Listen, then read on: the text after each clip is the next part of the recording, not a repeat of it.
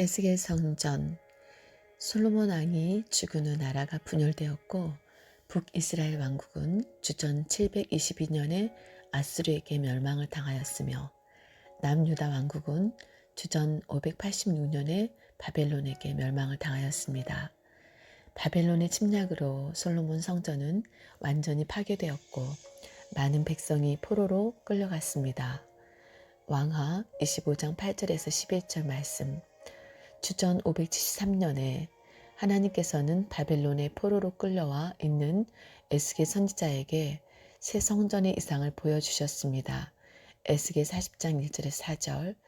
에스겔 성전의 모습은 에스겔 40장 48장에 자세히 기록되어 있습니다. 이 성전은 역사적으로 이 땅에 건축된 성전은 아닙니다. 하나님께서 이상으로 보여주신 에스겔 성전은 성도가 자신의 모든 죄악을 낱낱이 회개하고 거룩한 삶을 회복하여 에스겔서 43장 10절에서 12절 마침내 여호와 삼마 여호와께서 거기 계시다. 에스겔서 48장 35절의 축복을 받아서 들어감으로 완성되는 종말적 새 예루살렘 성의 청사진입니다. 계시록 21장 1절에서 22장 5절 말씀. 작은 1번 택하신 장소.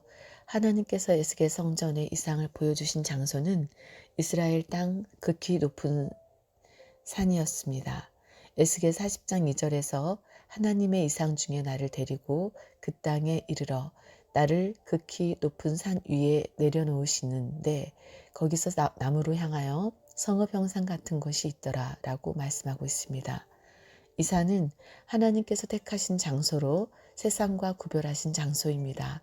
그래서 에스겔 성전이 위치한 장소는 거룩한 곳으로 구별된 곳으로 불렸습니다. 에스겔 20장 40절에서 나 주 여호와가 말하노라. 이스라엘 온 족속이 그 땅에 있어서 내 거룩한 산 곧 이스라엘의 높은 산에서 다 나를 섬기리니 거기서 내가 그들을 기쁘게 받을지라 라고 말씀하고 하였고 에스겔 43장 12절에서 전의 법은 이러하니라. 산꼭대기 지점의 주인은 지극히 거룩하리라. 전의 법은 이러하니라 라고 말씀하고 있습니다. 최초의 성전 에덴 동산을 가리켜 에스겔 28장 14절에서는 하나님의 성산으로 16절에서는 하나님의 산으로 부르고 있습니다. 스가랴 8장 3절. 에스겔 성전 역시 하나님의 택하신 장소인 극히 높은 산에 위치하는 것입니다. 작은 두 번째, 하나님의 임재. 에스겔 성전은 하나님께서 임재하시되 일시적으로가 아니라 영원히 임재하시는 성전입니다. 에스겔 성전에는 하나님의 임재가 크게 네 가지로 나타납니다. 첫째, 하나님께서 영원히 거하시겠다고 선언하셨습니다. 에스겔 선지자는 녹같이 빛난 사람의 인도로 에스겔 성전의 곳곳을 방문하게 되는데 그중 19번째로 본 곳이 동양안 문과 안뜰과 번제단입니다. 에스겔 43장 1절에서 17절. 에스겔 선지자가 여호와의 영광이 성전에 가득한 것을 보게 되는데 한 사람이 에스겔 선지자의 곁에 서서 인자야 이는 내 보좌의 처소 내 발을 두는 처소 내가 이스라엘 족속 가운데에 영원히 거할 곳이라 라고 말씀하였습니다. 에스겔 43장 7절 상반절. 그리고 이어서 이제는 그들이 그 음란과 그 왕들의 시체를 내게서 멀리 제하여 버려야 할 것이라. 그리하면 내가 영원토록 그들의 가운데에 거하리라 라고 말씀하였습니다. 에스겔 43장 9절. 에스겔 성전은 종말적 성전으로 하나님께서 영원히 임재하시는 곳입니다. 둘째, 하나님의 영광이 임하였습니다. 하나님께서 에스겔 성전에 영원히 거하시겠다고 선포하시기 전에 먼저 하나님의 영광이 에스겔 성전에 임하였습니다. 여호와의 영광은 동편에서부터 왔으며 에스겔 43장 2절 상반절 그 영광이 동문으로 성전에 들어갔고 에스겔 43장 4절 그 후에 하나님의 영광이 성전에 가득하였습니다. 에스겔서 43장 5절에서 성신이 나를 들어 데리고 안뜰에 들어가시기로 내가 보니 여호와의 영광이 전에 가득하더라 라고 말씀하고 있습니다. 에스겔 44장 4절에서도 그가 또 나를 데리고 북문을 통하여 전 앞에 이르시기로 내가 보니 여호와의 영광이 여호와의 전에 가득한지라 내가 얼굴을 땅에 대고 엎드린데 라고 말씀하고 있습니다. 특별히 바깥들에 있는 성소, 동양한 바깥문을 닫고 다시 열지 말라고 명령하셨는데 에스겔서 44장 1절에서 2절 이는 성전 가운데 들어오신 하나님의 영광이 다시는 떠나지 않겠다고 약속하시는 영원한 임재의 선포입니다. 셋째, 화평의 언약을 통해 예고되었습니다. 에스겔 37장 24절에서 25절에서는 장차 도래해야 할 예수 그리스도께서 영원한 왕이 되시는 하나님 나라를 예언하고 있습니다. 이 말씀은 회복될 하나님의 백성과 세우실 화평의 언약으로 이어집니다. 화평의 언약은 영원한 언약으로서 하나님의 영원한 성소가 세워진다는 약속입니다. 26절에서 28절에서는 내가 그들과 화평의 언약을 세워서 영원한 언약이 되게 하고 또 그들을 견고하고 번성케 하며 내 성소를 그 가운데 세워서 영원히 이르게 하리니 내 처소가 그들의 가운데에 있을 것이며 나는 그들의 하나님이 되고 그들은 내 백성이 되리라.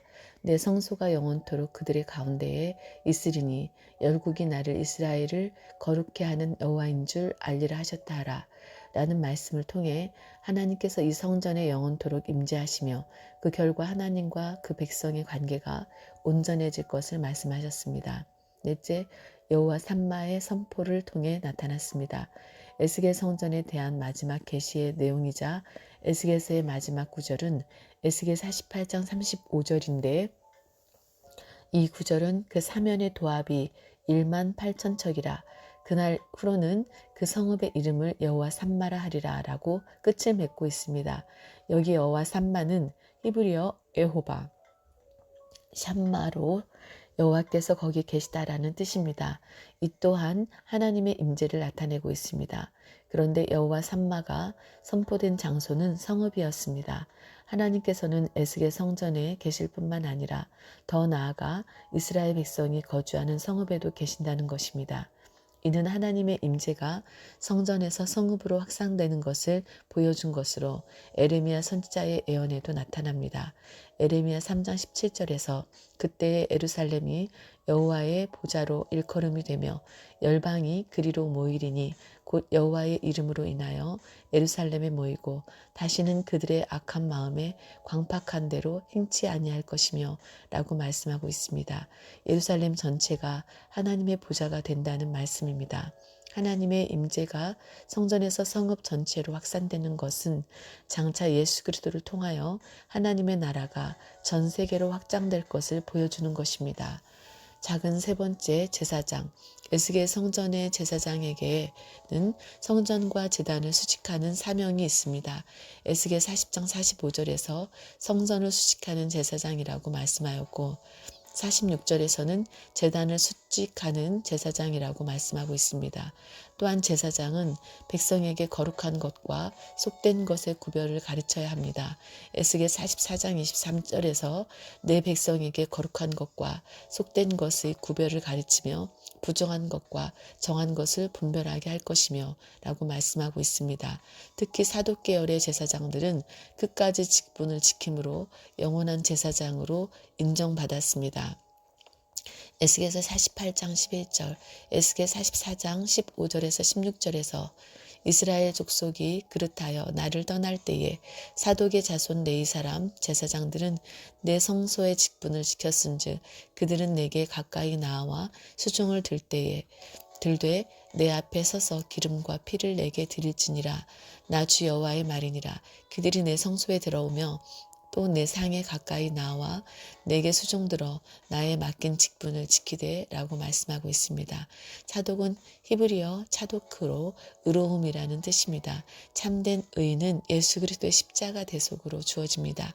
로마서 3장 24절에서 그리스도 예수 안에 있는 구속으로 말미암아 하나님의 은혜로 값없이 의롭다 하심을 얻은 자 되었느니라 라고 말씀하고 있습니다.